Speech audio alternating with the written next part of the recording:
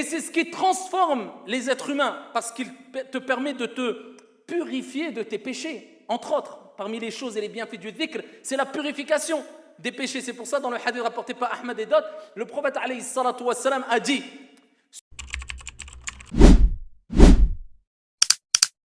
Allahi rabbil alamin والصلاة والسلام على أشرف الأنبياء والمرسلين وعلى آله وصحبه وسلم تسليما كثيرا. Alors vous l'avez compris, on va parler d'une parole. Une parole qui, bi'idhnillahi azza wa jal, bien sûr on se comprend, transforme les gens, transforme les situations, te fait passer de la tristesse à la joie, du désarroi ici à la solution profitable, du mal vers le bien, qui peut transformer carrément ta vie et qui transforme et qui peut transformer bi'idhnillahi azza wa jal chaque situation délicate, difficile, dure, pénible que tu rencontres tout au long de ta journée. Elle transforme par la permission d'Allah azza wa jal. Elle change, elle te fait passer d'une étape à une autre étape, d'une situation à une autre situation. Elle peut tout changer et faire changer les choses simplement en la prononçant. Et c'est donné à tout le monde, à toutes et à tous de la prononcer. C'est une parole très simple à dire et c'est une parole que beaucoup de musulmans et musulmanes, croyants et croyantes, prononcent, mais malheureusement. Je ne dirais pas beaucoup, mais certains, pour rester positif. Certains soit la prononcent mal, ou soit ils n'ont pas compris qu'est-ce que vraiment cette parole. Je ne dirais pas ils n'ont pas compris les trésors que renferme cette parole, tout simplement parce que le prophète alayhi salatu wassalam a rappelé que cette parole en elle-même, kanzun min kunuzil jannah, la parole en elle-même, c'est un trésor parmi les trésors du paradis. Donc, ce n'est pas assez complet le fait de dire elle renferme des trésors. En elle-même, c'est un trésor, plus que cela. Le prophète a dit c'est un trésor parmi les trésors du paradis. Cette parole-là n'est autre que la hawla wa la quwwata illa billah. Alors dans cette parole-là, on retrouve ici deux choses essentielles qu'on retrouve dans la parole qui est la ilaha illallah, kalimatu tawhid, la parole d'unicité. Celui qui prononce cette parole, la ilaha illallah, c'est-à-dire qu'il reconnaît pertinemment, avec certitude, sans aucun doute, qu'il n'y a nulle divinité qui mérite d'être adorée en dehors de notre Seigneur l'unique, Jalla fi'ula. Eh bien, celui qui vit avec cette parole et qui meurt avec cette parole, dakhala al-jannah kama qala alladhi la yantiqu 'anil hawa. Il rentre au paradis, comme le prophète alayhi salatu wassalam l'a rappelé. Et Allah Jalla wa ala, pour rappeler l'importance de reconnaître qu'Allah est unique, eh bien, il commence cette parole avec an-nafyu, c'est-à-dire qu'il a enseigné cette parole, il a révélé cette parole aux prophètes et aux envoyés, et il leur a rappelé à travers cette parole et à l'ensemble des êtres humains qu'il y a ce qu'on appelle an-nafyu wal-ithbat, la négation, ensuite l'affirmation. Parce que quand il y a dans une parole, dans une phrase, une affirmation qui est précédée d'une négation, eh bien cette négation appuie l'affirmation. D'accord ? Ce n'est pas pareil de dire Zayd est dans la salle que de dire personne est dans la salle si ce n'est Zayd. Parce que si tu dis Zayd est dans la salle et tu mentionnes que l'affirmation, c'est possible qu'il y a Zayd et Mohammed et Karim, etc. Mais si tu dis personne est dans la salle, tu commences par la négation. Si ce n'est Zayd, eh bien là tu rappelles qu'il n'y a que et exclusivement que Zayd dans la salle. Voilà pourquoi Allah Jalla wa ala n'a pas rappelé que c'est lui, le Seigneur, l'unique. Mais il a rappelé qu'il y a la ilaha illallah. Il n'y a pas de divinité digne d'être adorée. Négation. Illallah, si ce n'est Allah. Et il en va ainsi pour, ici la parole qui est la hawla wa la quwwata illa billah. Il y a la négation pour appuyer l'affirmation. La hawla, ce n'est pas la hawla. Alors ici je rectifie un peu. Certains quand ils prononcent ils disent la hawla wa la quwwata illa billah. La hawla. Et il faut bien prononcer les invocations et les évocations pour qu'ils aient de l'impact. Parce que certaines personnes, malheureusement, alors je ne parle pas de ceux qui font le maximum d'efforts et qui n'arrivent pas, ils ont des problèmes de prononciation. Allah Jalla wa ala, sa miséricorde est vaste. Et Allah Jalla wa ala nous dit dans le Coran, La yukallifu Allahu nafsan illa wus'aha. Et Allah dit, Fattaqullah mastata'tum. Allah ne donne pas à une âme une charge au-dessus de sa capacité. Tu fais au mieux, tant que ce n'est pas de la négligence. Et Allah Tabaraka wa ta'ala dit, craignez Allah autant que vous pouvez. Tu fais au mieux. On n'est pas des anges ou des gens parfaits ou des... Fais au mieux, mais au moins que ça ne soit pas dû à al-ghafla, à la négligence, l'insouciance. Donc ici, on dit la hawla, laysa la hawla. Et on termine, on ne dit pas la hawla. Ba'd al-ikhwa et l'akhawat, qu'est-ce qu'ils disent quand il y a une musiba, un malheur, et on en parlera de cela rapidement, ils disent la hawla.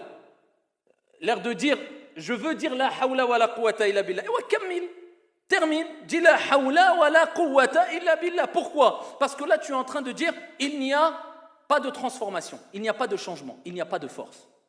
Ça veut dire quoi, il n'y a pas de force? C'est comme si tu dis, il n'y a pas de force. Termine, la hawla. Donc, la hawla, ça veut dire, il n'y a pas de transformation. Il n'y a pas de changement. La hawla, il n'y a pas de force qui te permettra de changer les situations. La hawla, wa la quwwata, ni de force, ni de puissance. La hawla, transformation, wa la quwwa, force, ni transformation, ni changement, ni force, illa billah. Si ce n'est par Allah tabaraka wa ta'ala, à travers l'assistance d'Allah Jalla wa ala, si Allah Jalla wa ala le souhaite et le décide. Car at-tawfiq min Allah, la réussite vient de notre Seigneur tabaraka wa ta'ala. En disant cette parole-là, eh bien tu affirmes que seul Dieu peut changer ta situation, transformer ta situation, changer ici ton état du mal vers le bien. Et tu ne peux utiliser ton corps, tes membres, tes sens, avoir de la force pour ce changement, si ce n'est si Allah tabaraka wa ta'ala te permet cela et transforme ta situation, Jalla fi'ula. La hawla wa la quwwata illa billah. Alors cette parole-là, on l'a dit à quel moment? À plusieurs moments. Entre autres, quand le mu'adhin il dit hayya ala salah. Il fait l'adhan, il dit venez, répondez à quoi? Accourez vers quoi? La prière. Hayya ala salah. Hayya ala al-falah. Et le mu'adhin appelle les gens pour que les gens viennent à la mosquée. Donc la preuve que le meilleur et le plus complet, c'est d'accomplir sa prière à la mosquée et que le succès, tu le récolteras à travers le fait de venir à la mosquée. Hayya ala al-falah. Al-falah, il est là. Il est dans Buyutullahi Azza wa Jal, entre autres, aussi. Et pas seulement. Hayya ala al-falah. Donc quand le mu'adhin dit venez à la prière et venez au succès, eh bien toi tu dis quoi? La hawla wa la quwwata illa billah. Tu rappelles ici que eh bien tu ne peux récolter le succès et tu ne peux te déplacer vers la prière si ce n'est si Allah tabaraka wa ta'ala t'accorde cette possibilité de le faire, la force de le faire. Tu comprends? La hawla wa la quwwata illa billah, ce n'est pas une parole que tu dois prononcer sans comprendre. Vous imaginez qu'Allah Jalla wa ala, quand il parle du dhikr, ce qui est négligé par trop d'entre nous et moi le premier, alors que c'est facile, il dit wala dhikrullahi akbar. Et le rappel d'Allah, l'évocation, c'est quoi l'évocation? Vous le savez toutes et tous dire subhanallah, alhamdulillah, la ilaha illallah, Allahu akbar, alhamdulillah, la hawla wa la quwwata illa billah. Tu as besoin d'être un alim, un savant, tu as besoin d'être un grand pieux et vertueux. Tout le monde, tu es dans ta voiture, tu le fais. Eh bien Allah, et le prophète, Allah Azza wa Jalla, il dit dans le Coran wala dhikrullahi akbar. Le dhikr là que tu fais, juste ça, simplement, c'est ce qu'il y a de plus grand. L'imam al-Qatada, rahimahullah ta'ala, quand il explique cette parole-là, vous savez ce qu'il dit? Il dit, c'est la preuve que le dhikr, le fait de dire subhanallah, alhamdulillah, astaghfirullah, la ilaha illallah, Allahu akbar, c'est l'acte le plus grand parmi les actes cultuels. Parmi les ibad, dans les actes d'adoration, la chose la plus élevée, eh bien c'est le dhikr. Et c'est pour ça qu'on retrouve même dans les actes d'adoration pratiques, les plus importants comme la prière, on retrouve du dhikr dedans. Dedans, c'est quoi la prière? Subhanallah, alhamdulillah, la ilaha illallah, akbar. C'est du dhikr. Le dhikr, c'est ce qu'il y a de plus élevé.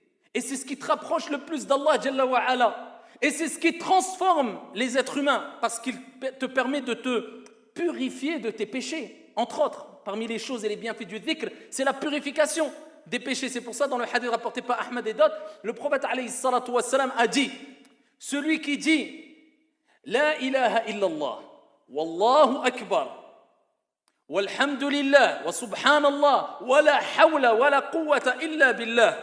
5 paroles. Celui qui dit ça, eh bien tous ses péchés sont pardonnés, fussent-ils aussi nombreux que l'écume de la mer. Allahu akbar. En combien de secondes? 2 secondes, 3 secondes. Dans une autre version, juste subhanallah, alhamdulillah, la ilaha illallah, wallahu akbar. Les gens, ils ne comprennent pas que Dieu est miséricordieux, il nous a facilité les choses. Quelquefois, on se complique les choses alors que Dieu nous les a facilitées. Tu as fait beaucoup de péchés, dis Subhanallah, Alhamdulillah, La ilaha illallah, Allahu Akbar, wa la hawla wa la quwwata illa billah. Khalas. Est-ce qu'il y a quelque chose de complexe, de compliqué dans cela? Et chaque parole renferme des trésors. Et parmi ces paroles, il y a une parole qui est en elle-même un trésor. Le prophète alayhi salatu wassalam fait sahih, il dit ici, ne vais-je pas t'indiquer ala adulluka. Ici, ne vais-je pas t'indiquer une parole qui fait partie des trésors et qui est un trésor parmi les trésors du paradis? Kenzun min kunuzil jannah, la hawla wa la quwwata illa billah. Le prophète alayhi salatu wassalam, il rappelle que quand tu dis la hawla wa la quwwata illa billah, c'est un trésor. Parmi les trésors du paradis. Alors, imagine tu es au paradis. Tu ne profites pas simplement des délices, mais tu découvres un trésor. Un trésor dans un endroit qui est lui-même un trésor al-Jannah. Allahumma arzuqna al-Jannah. Eh bien, le prophète, il te dit, c'est comme si tu trouvais un trésor dans un endroit l'endroit est déjà un trésor. Alors, imagine la sensation, imagine l'importance que tu vas donner à ce trésor. Eh bien, c'est une kalima, une parole. La hawla wa la quwwata illa billah. Fi sahih, le prophète alayhi salatu wassalam nous rappelle que cette parole, hadhihi al-kalima, elle est tahta arshur rahman, elle est sous le trône du miséricordieux. La hawla wa la quwwata illa billah. Allah lui a donné tellement d'importance qu'il rappelle que, à travers son prophète alayhi salatu wassalam, qu'elle est sous le trône d'Allah tabaraka wa ta'ala, arshur rahman, le trône du miséricordieux. La hawla wa la quwwata illa billah. Cette parole-là change les situations et transforme les situations. C'est pour cela qu'il est demandé de la répéter énormément, surtout quand tu es éprouvé par la tristesse, par une situation difficile, une perte d'argent, une perte d'emploi, une perte de... Donc qu'est-ce que tu espères quand tu as ces problèmes-là? Tu espères que la situation change, les choses s'inversent, les choses évoluent. Donc tu veux une transformation de la situation. Eh bien tu dis la hawla wa la quwwata illa billah. Nul changement, nulle transformation et nulle puissance si ce n'est en Allah tabaraka wa ta'ala. C'est pour cela qu'il est rapporté aussi, où il est important de citer ce hadith-là aussi, certains savants du hadith l'ont jugé faible. Et d'autres, au contraire, l'ont pris comme argument. Et pas des savants qu'on va considérer parmi des savants contemporains ou alors un grand nombre de savants qui font partie, entre guillemets, des pointures. Parmi eux, l'imam Ibn Kathir dans son tafsir. Parmi eux, l'imam Al-Qurtubi dans son tafsir et d'autres. Ils ont rapporté, selon Abdullah ibn Abbas, radiyallahu anhuma, ils ont rapporté un texte où un compagnon, radiyallahu anhu arda, eh bien, a vu Auf ibn Malik, rahimahullah ta'ala, a vu son fils être capturé. Donc son fils a été capturé. Et quand ils ont capturé son fils, il s'est attristé, comme tout père, comme toute mère s'attristerait si elle perd son enfant, d'autant plus si elle sait que son fils a été capturé. Vous imaginez la situation dans laquelle tu peux être si tu entends que ton fils a été capturé, ton fils a été kidnappé, imagine-toi l'état de la mère. Mais tu as le prophète alayhi salatu wassalam à côté de toi. Donc tu te diriges vers lui. Comme les gens aujourd'hui, souvent ils ont tendance, et moi le premier, on a tendance quelquefois à... C'est comme ça l'être humain, sa foi elle baisse, elle monte, mais quand on a un grand malheur, on a tendance à revenir vers la religion ou vers les gens de science. On a envie de se confier, on a envie de... Et ça, je rappelle encore une fois, comme je le rappelle souvent, si tu veux que le résultat positif vienne rapidement, précipite-toi à demander d'abord l'aide d'Allah Azza wa Jal avant d'aller voir les gens. Eh bien, on a tendance à aller voir les gens, j'ai besoin d'aide, etc. Imagine-toi à leur état. Ils ont le prophète alayhi salatu wassalam à côté d'eux. Ils vont le voir, ils ont dit à Rasulallah, le père va voir le prophète, et dit à Rasulallah, mon fils a été capturé. Un conseil, que dois-je faire? Alors vous imaginez l'état des gens ici aujourd'hui, ou de la personne qui verrait son fils kidnappé ou perdu, ou qu'Allah nous en préserve toutes et tous. Eh bien, si tu venais le voir et tu lui dis que dois-je faire? Bien sûr qu'il y a des causes aujourd'hui, on dirait appelle la police, bien sûr, mais quand toutes ces causes ont été faites, imaginez-vous, tu lui dis la hawla wa la quwwata illa billah. Il va claquer peut-être la porte et dire, moi je suis venu lui demander un conseil, mon fils est kidnappé, il a été pris. Lui il me dit, dis ça, la hawla wa la quwwata illa billah.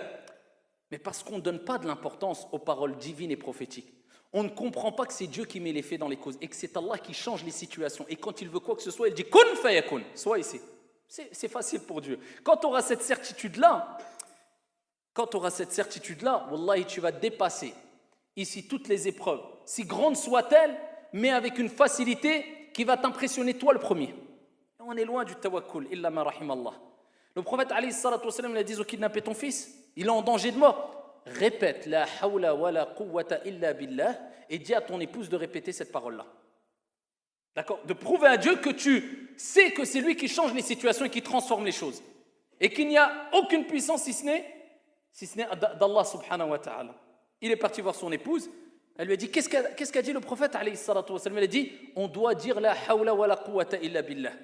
Elle a bien pris ce conseil, elle a été satisfaite, ils se sont posés et ils n'ont cessé de répéter la hawla wa la quwwata illa billah avec une bonne compréhension, une bonne prononciation et avec certitude que c'est Allah qui change, qui transforme les situations. Jusqu'à ce qu'il a été rapporté que son fils, quand il a eu un moment d'inattention venant des personnes qui l'ont capturé, a réussi à prendre la fuite. Et en plus de cela, c'était des gens qui étaient ennemis du prophète alayhi salatu wassalam et qui voulaient faire du mal et tuer le prophète alayhi salatu wassalam. Non seulement il a réussi à prendre la fuite, mais en plus prendre des bêtes avec lui. Il est rentré chez ses parents, il les a retrouvés. Non seulement sains et saufs, mais en plus avec des bêtes. Il n'est pas venu les mains vides. Et quand ils ont été rapportés ça au prophète alayhi salatu wassalam, le prophète sallallahu alayhi wa sallam a dit, c'est à ton sujet, à ce sujet-là, c'est pour cette situation-là qu'Allah jalla wa ala a révélé le verset coranique وَمَنْ يَتَّقِ اللَّهِ يَجْعَلْ لَهُ مَخْرَجًا وَيَرْزُقْهُ مِنْ حَيْثُ لَا يَحْتَسِبُ. Celui qui craint Dieu, Allah jalla wa ala va lui donner une issue favorable et il va lui donner sa subsistance d'où il ne s'attend même pas. Mais Allah Jalla wa ala dit celui qui craint Allah, ils ont craint Allah comment? Ils ont craint leur Seigneur tabaraka wa ta'ala de quelle manière? Avec l'apparence, simplement avec du dhikr, en disant la hawla wa la quwwata illa billah et en patientant. Allah s'est chargé du reste, Allah te teste, tout est facile pour lui. Pour nous rappeler l'importance de cette kalima qui est un trésor parmi les trésors du paradis. Cette kalima qui te permet de voir tous tes péchés expiés. Cette kalima qui est une parole qui est sous le trône du miséricordieux. Wa fi sahih, le prophète alayhi salatu wa sallam a dit la hawla wa la quwwata illa billah babun min abwabil jannah. C'est une porte parmi les portes du paradis. Les savants ont dit que celui qui l'a dit, la prononce, la répète avec bonne compréhension et certitude, Allah tabaraka wa ta'ala lui facilitera l'entrée par cette porte qui est une porte du paradis. Le fait de dire la hawla wa la quwwata illa billah, c'est un trésor, c'est ton entrée au paradis. Cette formule change, transforme et te pousse aussi à la modestie, à la retenue, parce que quand il t'arrive quoi que ce soit, tu prouves que rien ne vient de toi, toi tu n'es qu'une cause, et les êtres ne sont que des causes, mais tout vient de ton Seigneur qui peut transformer toute chose en disant soit, et c'est, et il n'a même pas besoin de dire kun, c'est pour que l'être humain comprenne qu'Allah Jalla wa ala, quand il veut quoi que ce soit, eh bien c'est automatiquement et directement. Wala hawla wala quwwata illa billah.